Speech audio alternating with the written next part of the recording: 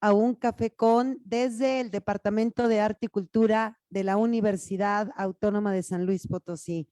Bienvenidazo, Emilio Lome, qué gusto tenerte aquí en San Luis Potosí, en la universidad, presentando esta nueva emisión de Un Café con. Nos da muchísimo gusto que estés aquí con nosotros en Un Café y bueno, pues ahí siempre decimos, vamos a tomarnos un café esta tarde, querido Emilio. Claro, imagínate, 16 años viviendo en Chiapas, en San Cristóbal de las Casas, pues soy adicto al café y soy adicto a la literatura. Así que gracias por compartir y ventilar estas dos adicciones mutuas, me parece. Muchas gracias, Emilio. Bueno, pues voy a leer en primera persona, Emilio, con esta magia simpática que produce la literatura.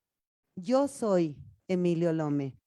Soy escritor, soy compositor e investigador de arte y cultura infantil. Fíjense, tengo más de 80 libros publicados bajo el sello de diversas editoriales. Tengo 4 de mis libros seleccionados por la SEP para ser parte de la biblioteca de aula en todo México. 3 de mis libros han sido incluidos en la lista de honor IBI México. Mis canciones para niños y jóvenes están en 17 producciones discográficas que han sido interpretadas por diversas voces. 2 de mis canciones, La Maraca y Flor de Río, han sido elegidas para su arreglo orquestal y montaje escénico por el maestro Arturo Márquez. Además, soy Premio Nacional de Periodismo 2015, Primer Lugar Nacional Dramaturgia para Teatro de Títeres 2011, Premio Nacional de Cuento para Niños IFE 2008, Premio Nacional Antonio García Cubas INA 2001, Premio Nacional de Dramaturgia para Niños Virginia Fábregas 1993, primer lugar del concurso universitario de cuento UNAM en 1992. En el 2006 fui becario del programa Músicos Tradicionales por un proyecto de mitos musicalizados de la selva lacandona. En el 2017 fui artista residente en la Universidad de Arizona por el proyecto Canta el Desierto, dirigido a bebés de mujeres inmigrantes en la frontera México-Estados Unidos.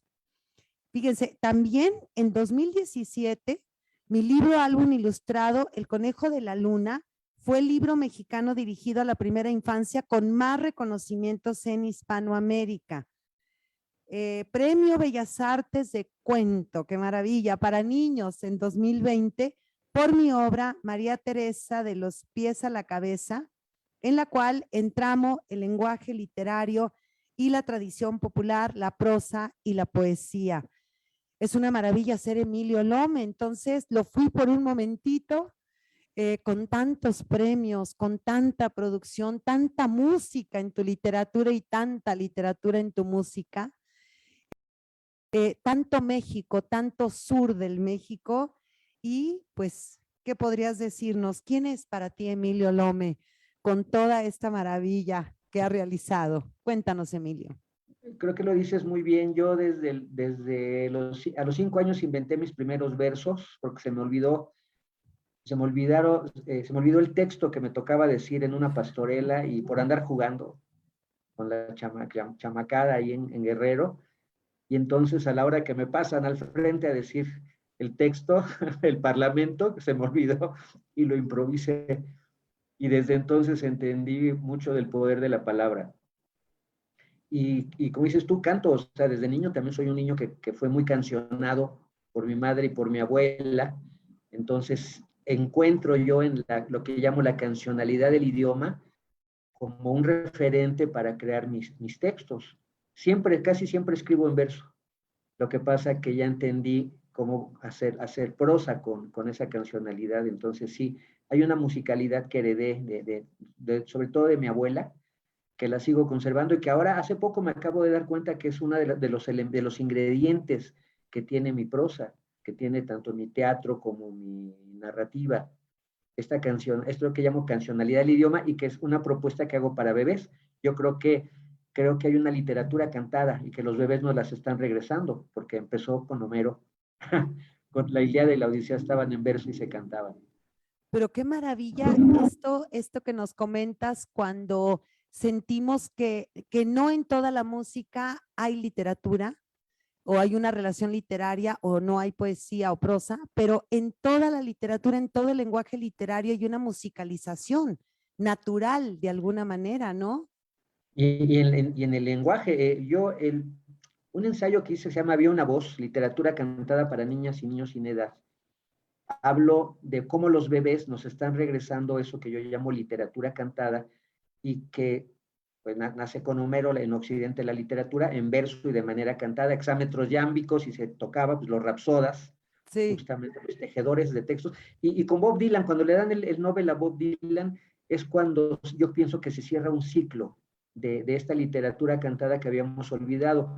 Ahora, con los bebés, Evelio Cabrejo, este investigador colombiano, de la Sorbona, este gran investigador de lenguaje y los bebés, habla justamente de qué es la musicalidad del idioma, la que conecta a los niños, por ejemplo, con la lectura.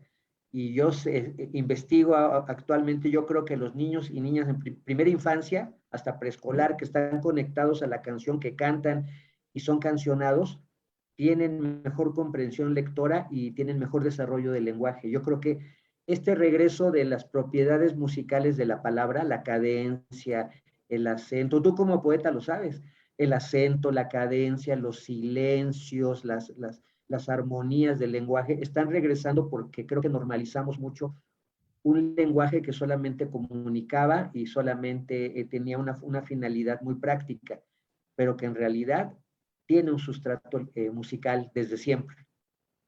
Desde siempre esa cancionalidad que yo le llamo está implícita y los oídos entrenados, como los de los poetas, como los de los claro. escritores que aman la poesía, identifican inmediatamente todos estos elementos musicales de la palabra por cotidiana que sea en su empleo.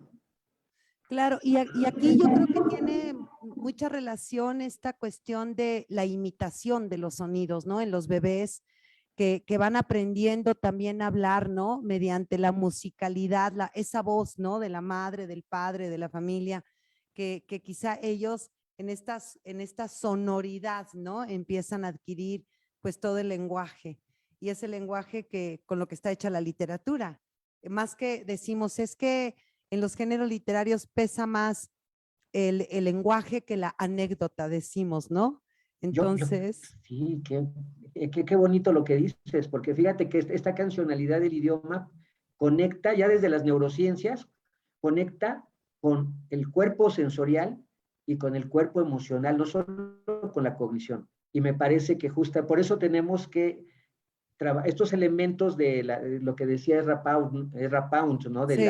la melopea, la logopea, la fanopea. Yo, presentando un libro de Efraín Bartolomé, le decía que al final el poeta, un libro para niños que hizo, un hermoso libro para niños que hizo el maestro Bartolomé y gran amigo en Chiapas, le decía que el poeta sigue siendo el alquimista porque las neurociencias que validan esto, el cerebro que conecta con lo físico, lo emocional Sí, y lo racional, sigue siendo la tierra, el agua, el aire y el fuego de los poetas, de Rapound, de Octavio Paz, ¿no? Lo que dice ritmo, imagen y emoción, melopea, fanopea, logopea.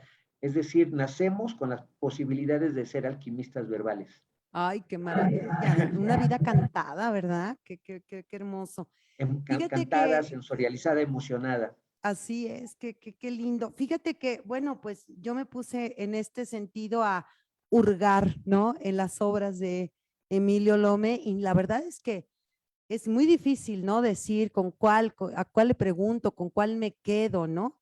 Y hay una obra entre muchísimas, unos tesoros, ¿no? Oro, decimos polvo de oro, ¿no?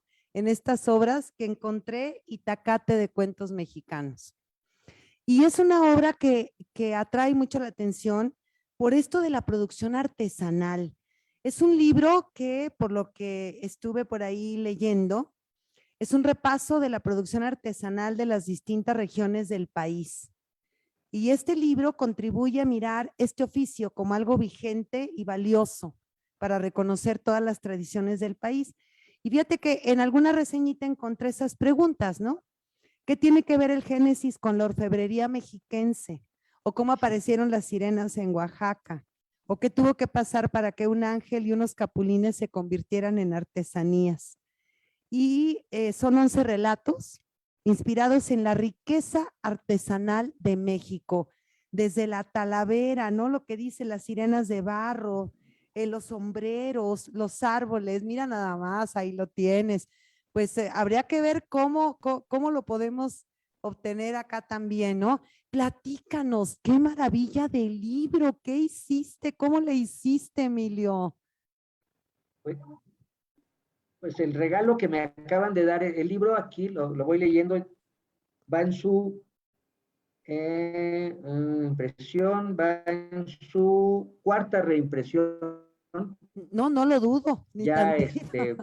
y es un libro son cuentos que había.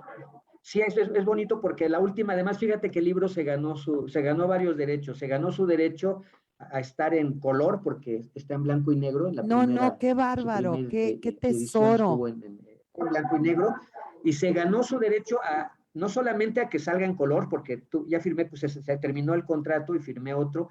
Y ya me dijeron, ahora sí va a salir en color. Y les mandé 10 cuentos más que no habían entrado en el primero. Es decir, a petición popular, ahora sí que Sí, la artesanía popular se ganó su derecho a que se le pidieran más cuentos, que estuviera más gordito y a que saliera en color. Entonces eso me gusta mucho porque son cuentos que había escrito hace tiempo para una colección de Alfaguara, una colección de arte popular, de alfarería, estaba dividido en cerámica, textiles, el Día de Muertos, el de Muertos, pero de gusto, y tomé los libros ya cuando se canceló esa edición de Alfaguara, tomé los cuentos más bien y los propuse para este Itacate de cuentos mexicanos que le ha ido muy bien, porque yo amo el arte popular mexicano. ¿Qué me dices de los árboles de la vida de Metepec? no, bueno, es Y ahora que estaba la polémica justamente de lo de la estatua de Colón y que sí, salió el nombre de una artesana chiapaneca de Amatenango del Valle que hace unos tigres, unos jaguares, más bien un bolón, jaguares en cerámica, desde chiquitos hasta unos de tamaño natural preciosos. Es una escultora. Ella, como suele ocurrir con los artesanos, trabajan cosas muy pequeñas, muy cotidianas, como accesibles para que la gente lo lleve y lo ponga en su mesa o lo ponga en su librero. claro. Y ya las últimas generaciones, como los de Mata Ortiz, la cerámica de Mata Ortiz de Chihuahua, que es la más cara, la más conocida a nivel internacional de México, ya los nietos, esta tercera, cuarta generación, ya están haciendo experimentos estéticos maravillosos. Entonces yo creo que es en el arte popular en donde se conserva este sentido de belleza, ¿no? Claro, La belleza como, ahora diría yo, como un derecho cultural de la ciudadanía, de los niños sobre todo. Entonces, crecer en la belleza es crecer en un código ciudadano de creatividad y de comunalidad, porque los artesanos generalmente son comunalidades. ¿Qué me dices de los alebrijes de San Martín Tilcajete? no, Es no, es maravilloso, que, extraordinario. pero además, no sé si compartas esta idea conmigo, de que una artesanía, independientemente de la materia prima con la que se trabaje, es una narrativa, es lenguaje, es una imagen, es color, es contraste, es literatura, vamos a decirlo así, hecha artesanía, ¿no? Hecho algo concreto. A mí me parece esto increíble lo que has hecho con este libro. Los huipiles de las mujeres chiapanecas en particular son códices, son textos. Ahí Sí, uno dice, qué hermosa blusa llena de colorido, ¿no? Una hermosa composición. Bueno, pues están el lugar en donde nació, cuántos hijos tiene, qué tipo de flora y fauna hay en su comunidad, la abuela, los ritos a la luna, todo eso que lo vemos de una manera así como exógena, solamente como una hermosa blusa, una hermosa vestimenta, no, son textos portátiles. Son claro. las sinacantecas, las mujeres de San Juan Chamula, en Oaxaca, en San Pablito, en donde más, pues yo creo que también en Tustepec, que son unas blusas preciosísimas. Entonces Entonces, podríamos decir que la artesanía puede ser también una especie de biografía personal, como nos lo estás planteando, pero también colectiva, Sí, ¿no? lo individual Cultural, y lo comunitario. comunitaria, exactamente, una biografía Y o además, autobiografía. además, por ejemplo, en Amatenango del Valle son puras mujeres, mujeres alfareras.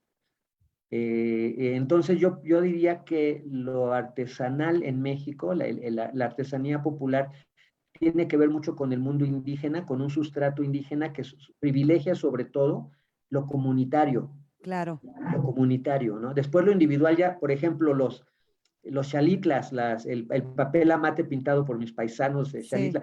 El libro hermoso, Migrar, el libro de la editorial Tecolote, que es una preciosidad. Es un libro donde ya la estética de estos dibujos de que ponen fiestas del pueblo y bodas, ahora ya están convertidos en narrativas mucho más amplias, a novela gráfica. Mutaron a novela gráfica, como en esta novela, este libro que recomiendo muchísimo, Migrar. Entonces, ve lo que ocurrió con la artesanía, ¿no? Pasó de lo comunitario, tener firma, allá poner la huella digital del creador. Antes eran anónimos, no sabíamos de quién era ese jarrito de Tlaquepaque, no sabíamos de quién era ese rebozo. Ahora ya ponen su firma, ya sabemos quién diseñó esa blusa hermosa, quién hizo ese florero maravilloso, quién pintó ese papel amate tan hermosamente ilustrado. bueno, y toda la investigación, ¿no? Que tuviste que realizar también para ir escribiendo estos 11 relatos, ¿no?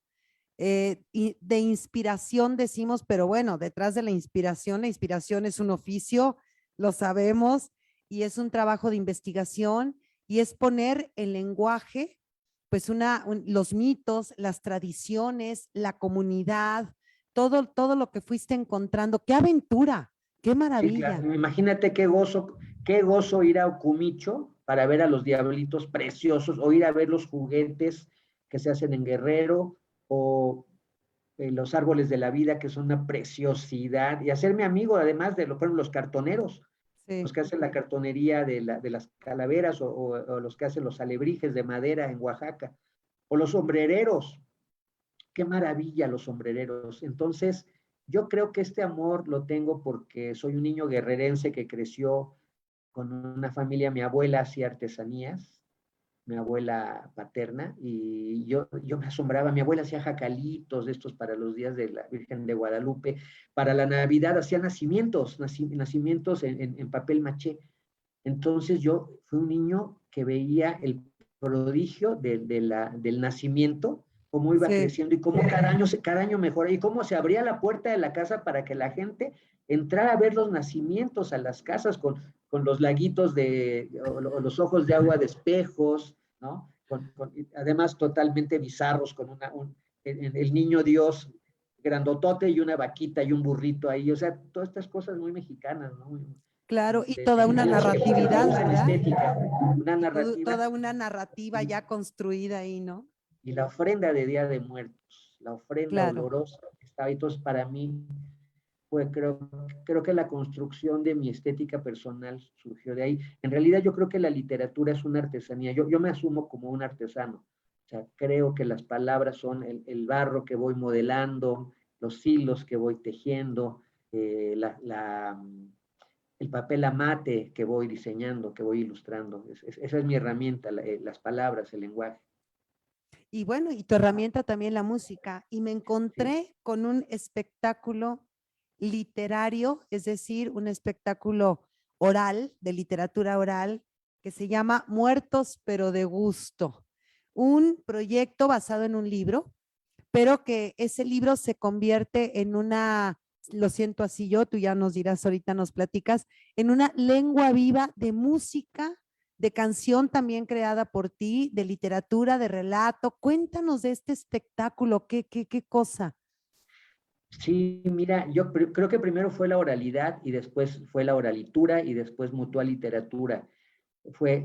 Los vasos comunicantes se fueron dando porque este espectáculo nació en las tumbas de Mixquic, que es la zona donde más y mejor se celebra el Día de Muertos, en la Ciudad de México, en 1990. Y surgió porque una amiga narradora de cuentos de ahí, de esa zona, que es la zona de Tláhuac, la zona donde era todavía Chinampa, todavía es una zona lacustre, todavía se habla náhuatl, Mixquic, Tecomitl, Tulyehualco, Zapotitlán, esas zonas de la Chinampa, pues está la celebración buenísima del Día de Muertos, y ella empezó a contar entre las tumbas de Mixquic. Entonces yo estaba estudiando teatro, me invita, veo el evento y decido pasarlo a otro nivel, le pongo música y entiendo muchas cosas como lo dice Clarisa Pincola, hay muchos cuentos de la tradición que creo que tienen como una especie de vacíos narratológicos. Entonces yo veía que había cuentos que les faltaba trabajar más al personaje, una lógica interna, una mayor verosimilitud, a pesar de que son fantásticos, son cuentos de ánimas.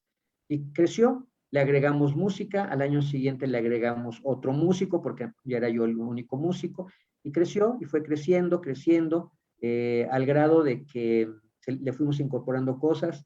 En un tianguis cultural, Xcaret lo elige para llevárselo allá a Playa del Carmen, y es cuando tiene como su punto de inflexión porque les encanta y lo siguen invitando, y a mí me invitan a diseñar a partir de sobre todo del libro, porque del espectáculo surgió la parte del CD, y del CD surge el libro, y me invitan por esa triada de Día de Muertos, es que la sección cultural de Xcaret me invita a diseñar el pabellón infantil de Día de Muertos. Estuve 6 meses diseñándolo, hermoso, porque Xcaret es muy turístico, ciertamente tiene una función turística, pero también es modelada por su público, y el público le ha exigido cosas que lo han llevado a la investigación, porque el público extranjero es más exigente tal vez que el mexicano, entonces le exigen más verosimilitud en el tratado de los mayas, en la tradición mexicana. Y entonces Muertos pero de Gusto ahí en Xcaret es donde tiene mucho éxito, al grado de que cuando cumple 10 años el Festival de Vida y Muerte de Xcaret, Muertos pero de Gusto este año cumple 31 años ininterrumpidos. Toda una vida. Evalúan los 10 años, dicen qué espectáculos fueron los mejores por el público, porque tienen todo un trabajo de evaluación muy profesional, viven de eso, ¿no? De la venta, de la identidad y de la cultura. Muertos pero de Gusto quedó entre los 5 primeros, al nivel de Lila Downs, al nivel de grandes creadores, ¿no? ¿Por qué quedó de todos los espectáculos del Día de Muertos de Xcaret? ¿Por qué quedó en ese lugar? Porque es didáctico, es básicamente un proyecto arte educativo. Sí. Expliqué la ofrenda, las piezas de la ofrenda en el libro, y en la canción que hice bien explicado por qué se pone un camino de Cempasúchil, por qué se pone un vaso de agua, por qué se pone sal, por qué se ponen retratos. También expliqué los nombres de la muerte: la Calaca, la Catrina, la Petateada, la Rabona, la Quemada, la Quiriquisiaca, las diferentes maneras que se llama morir. Ya se petateó, ya se cafeteó, ahorita estamos cafeteando, ya lo cafetearon, ya se petateó, ya estiró la pata, ya entregó el equipo, ya colgó los tenis, ya chupó faros, las adivinanzas de la muerte, los refranes: el muerto y el arrimado los 3 días apestan, sobre el muerto las coronas, mala hierba nunca muere. Pero En aparte fin, me lo estás diciendo de memoria, qué barbaridad. sí, porque yo hago las cosas, me comprometo orgánicamente, como decías tú, de la investigación. Los proyectos son gozosos objetos de estudio. O sea, Claro. son objetos de estudio, pero gozosos, no sufridos. O sea, son misterios gozosos como los de Sor Juana, ¿no? Así es, así es. Entonces, sí, son misterios que se revelan, pero con gozo. Entonces, me lo sé de memoria porque me comprometo mucho. Soy afortunado de poder vivir de, por y para este tipo de proyectos, ¿no? El Día de Muertos, la artesanía, no, los bebés, es una maravilla. Entonces sí me involucro mucho, por eso me lo sé. No, pues sí, siempre decimos somos tenemos fortuna, ¿no? Quienes podemos vivir, ¿no? De las pasiones que tenemos, de los gustos, de las querencias, ¿no? Que tenemos en el sentido creativo, artístico, cultural, comunitario. Qué palabra más maravillosa usas, Emilio. Irte a un chantolo en la Huasteca, imagínate lo que es pasar un Día de Muertos en Mixquic, en Janitzio, Sí. en Campeche, ir a una lavada de huesos en Campeche, irte a ser versada con los huastecos, ¿no? Claro. Ser aceptado por las comunidades, por los ancianos, por ejemplo, pasar la noche de muertos en las tumbas platicando con las ancianas michoacanas. No, es una maravilla, es un privilegio. Claro, es un privilegio, así como también eres muy afortunado y privilegiado de poder también crear música, ¿no? En el sentido en el que eres capaz, ¿no? Y no todos los autores, me refiero a la literatura, tienen además ese talento, ¿no? De ir creando música a la par, vamos a decirlo así, de su propia producción literaria. ¿Qué relación hay aquí, Emilio? Infancia, literatura, música, que de algún modo, bueno, pues entendemos esta parte, ¿no? De la musicalidad que tienen los bebés que reconocen la música, pero dentro del lenguaje que también nos comentabas eso. ¿Es más didáctica la música que la lectura? Me refiero a la infancia, a los niños. ¿Cómo la acompañas? Yo fui un niño muy cancionado, como te dije, pero también me pasó lo que le ocurre a muchas personas, que me llegué a avergonzar de mi voz cantada. Esto yo le llamo la voz avergonzada porque me di cuenta, incluso con mediadores de lectura, fíjate qué interesante, no cantamos porque nos da pena. Me tocó ver una mediadora de lectura con bebés, y con bebés no hay de otra, se canta. O sea, en la mediación lectora, el cantar Sí, es cada vez más, no es una herramienta, es la herramienta, sobre todo porque los libros, hermosos libros, vienen en verso la mayoría, sí. ¿no? Esta colección de Calandraca, y regresó La pájara pinta, y regresó El lobo estás ahí, y regresó los 10 perritos, y regresó Los pollitos dicen pío pío, en hermosas ediciones e ilustraciones. Entonces me di cuenta de la voz avergonzada, y yo también tuve mi voz avergonzada. De niños nos pasa mucho, ¿no? Eso de que no cantes, cantas muy feo. No es que nos pase mucho, es que es generalizado. Los papás que van con sus bebés a las mediaciones también tienen voz avergonzada. Entonces yo decidí buscar una medicina, preguntarme por qué. Y sané mi voz. Bueno, también me avergonzaba que, por ejemplo, Iraida Noriega, esta jazzista maravillosa, cantara mis canciones, que Lila Downs también hiciera los coros, o Tania Libertad, ¿no? Entonces empecé a sanar ya por ahí de los 50 años mi voz, y la sané, sí sané mi voz. Los últimos años canto con mi guitarra, que me mandé a hacer una guitarra de viaje en Paracho, y, y eso me ha abierto la puerta, sobre todo los bebés, no solo en México, en otros países. Porque primero hay pocos varones mediando hacia los bebés. Yo le llamo los varones apapachones. Y segundo, porque realmente generé un contenido sobre la literatura cantada. Me empecé a dar cuenta de que no se le ponía una semántica precisa. Se decía un cuento cantado, o un arrullo, o una canción para bebés. No, es literatura cantada, porque mucho de la literaturalidad de trabajar con bebés lo da la imagen. Sí. Poco texto, pero las imágenes también son una literatura visual. Y esto de literatura cantada lo empecé a posicionar, y me di cuenta que ahí se daba una diferenciación. Incluso gracias a esto de empezar a cantar, me musicalicé cuentos de Rulfo, por ejemplo, después de eso, de entender que había una musicalidad. Empecé a distinguir la musicalidad en los textos, y me di cuenta con una investigadora que los textos literarios, además, son idiolectos, como tú lo sabes bien. O sea, hay el idiolecto Borges, el idiolecto Rulfo, el idiolecto Cortázar, el idiolecto García Márquez. Eh, Cuando tú tienes un sustrato musical en tu lenguaje, partiturizas las lecturas, partiturizas, porque entonces ya no son bloques de palabras, sino son partituras del lenguaje. Muchos años después, frente al pelotón de fusilamiento, el coronel Aureliano Buendía había de recordar aquella tarde remota en que su padre lo llevó a conocer el hielo. Casi tiene una musicalidad. Vine a Comala, vine a Comala porque me dijeron que acá vivía mi padre, un tal Pedro Páramo. Es una musicalidad. Entonces yo creo, y es una hipótesis, que si desde niños cantamos y del canto oral pasamos a la conexión con la textualidad de un libro, sí lo vamos a partiturizar, vamos a sostener más con esa melodía interna, una lectura que en México al parecer no se está haciendo porque tenemos una severa crisis de comprensión lectora, severa. Datos del Absoluta. INE, de cada 10 mexicanos, mexicanas que leen un libro, solo 2 comprenden lo que están leyendo. Yo creo que tiene que ver con que ese hilo de Ariadna textual que nos lleve a recorrer los laberintos de los textos, es un hilo de Ariadna musical que nos convierte la literatura en cuerpo, que nos incorpora el lenguaje por medio de esta base musicalizada que tenemos desde niños, que además es natural y después se pierde en aras de un cognoscentrismo, pues yo digo que impuesto, ¿no?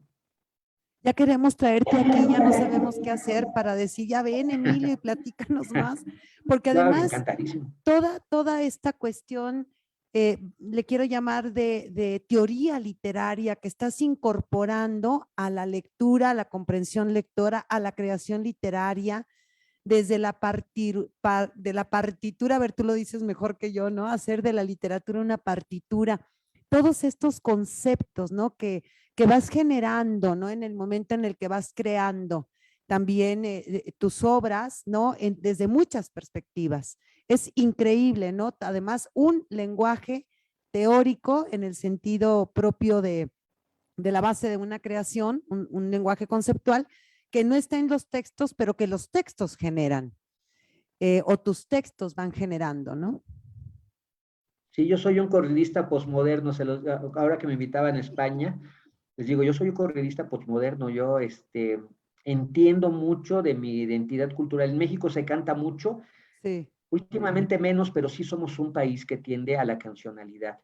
Y fíjate algo, cada vez me gusta cada vez me gusta más la música ranchera. Y eso lo vi, y Chile tiene mucho que ver con eso, porque a ella les fascina la música ranchera y es un país de poetas, ¿eh? Es un Sí, país de sí. poetas. Ahorita María José Ferrada acaba de ganar un premio de SM, es para mí la mejor poeta para la niñez.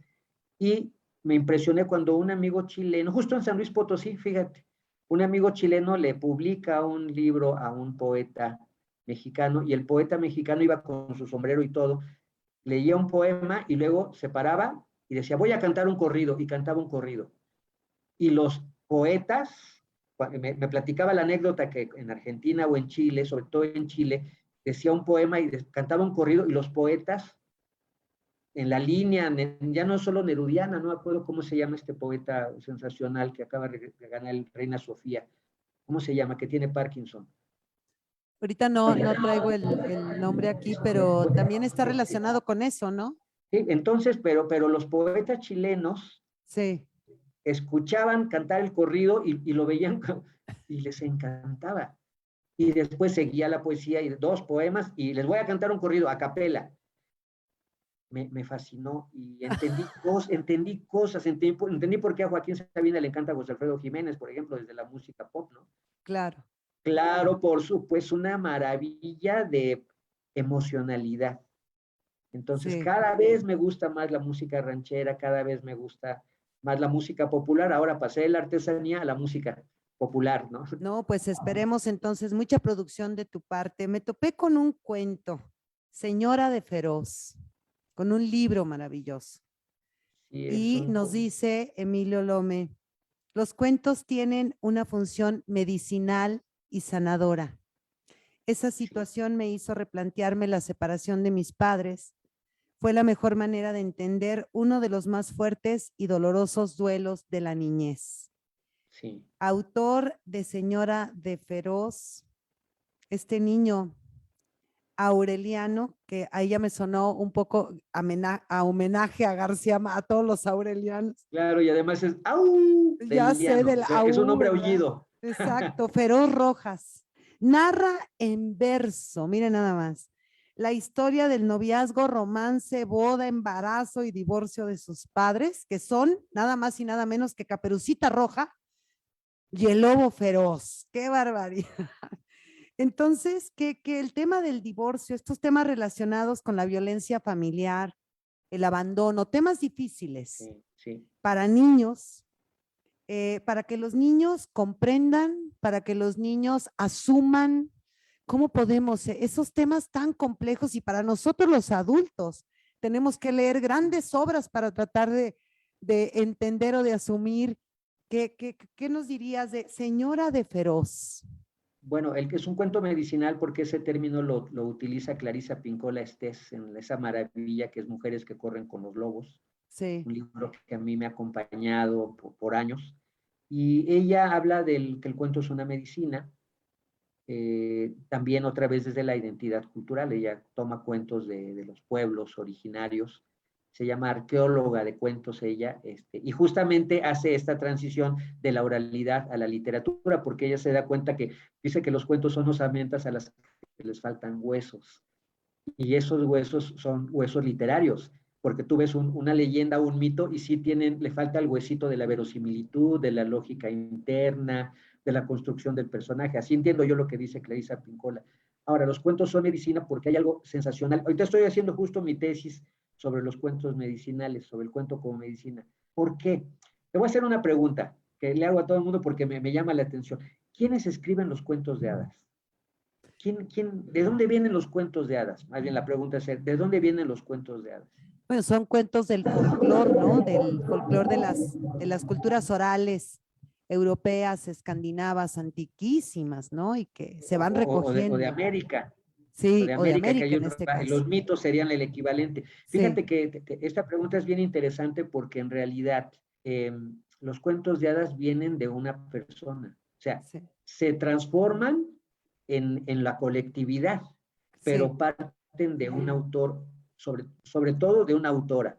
Pongo un ejemplo, imagínate entre los celtas de Irlanda, ¿no? Las druidesas, las mujeres, digamos, que eran como a la vez Sacerdotisas, ¿no? sacerdotisas, Ajá. doctoras, parteras. Entonces, imagínate que te enfermas del estómago y esta mujer medicina, que es el concepto que se usa en los pueblos indígenas de México, esta mujer medicina te da tu té te duele la panza, te da un té, te duele la cabeza, te da una sobada, un ungüento, acabas de tener un bebé y entonces ya te da un masaje en el vientre en fin, te da medicinas, pero lo que no se dice es que también da medicinas de palabra, te da cuentos Sí, en los que tú puedas mirar y configurar tu crisis, ¿no? claro. Entonces, lo que pasa que ese cuento digamos, La Caperucita Roja tuvo un autor, yo digo que es una autora, y ese cuento tiene tal poder en el imaginario, tal poder narrativo, que se fue transformando por esa sabiduría popular, pero tuvo un inicio, y ese inicio fue una. Pero igual que pasa con la Ilíada y la Odisea, ¿no? Sí, También alguien empezó con el ovillo y después se fue incrementando, pero hubo un autor y una autora. No nació por ósmosis de la comunidad, ¿me explico? claro. Entonces, ese hombre medicina, esa mujer medicina, sacó el primer cuento, el primer relato que después creció, pero fue alguien que lo hizo. Y eso dignifica mucho a los autores. Lo que pasa es que eran autores de la oralidad, eran comunidades ágrafas. Pero esta idea de que nacen de la comunidad y de los pueblos y de la oralidad, le quita mucho el mérito al hombre y la mujer medicina que iniciaron la Caperucita Roja, los tres pelos del diablo, ¿qué otro me encanta? El árbol que canta, el pájaro que habla y el agua de oro, por ejemplo, que son cuentos de hadas hermosos. Y Sí, se lo quita justamente por quitarle poder al narrador, al creador oral, ¿no? Entonces, se le quita ese poder, se le diluye porque, como se ha diluido mucho, a las mujeres que tienen el poder de la palabra, el poder de los tés, el poder de la la medicina, el poder de la curación, herbolaria, ¿no? El poder curativo. el poder curativo, y entonces, qué poder tan grande del lenguaje que se dijo, no hay autores ni hay autoras, eso es del pueblo, es de la comunidad. Y mucho tuvo que ver con eso los antologadores como Perrault, que Sí. poca gente, sí, porque los admiramos, pero en realidad antologaron Perrault, los hermanos Grimm, que en realidad eran antologadores de grandes narradoras orales. Y de temas también en estos cuentos clásicos, vamos a llamarle así, de temas difíciles, Muy ¿no? difíciles, Difíciles. el incesto, Sí, el parricidio, el infanticidio, así todo es. lo que los griegos llamaban la ibris, todas las Sí, desmesuras y todo el tabú así están en es. los cuentos de hadas porque, y lo dice Bruno Bettelheim, porque si no miramos la crisis, si no miramos la patología, no podemos curarla. Y la Así es. patología es el incesto, el infanticidio, Sí, el parricidio.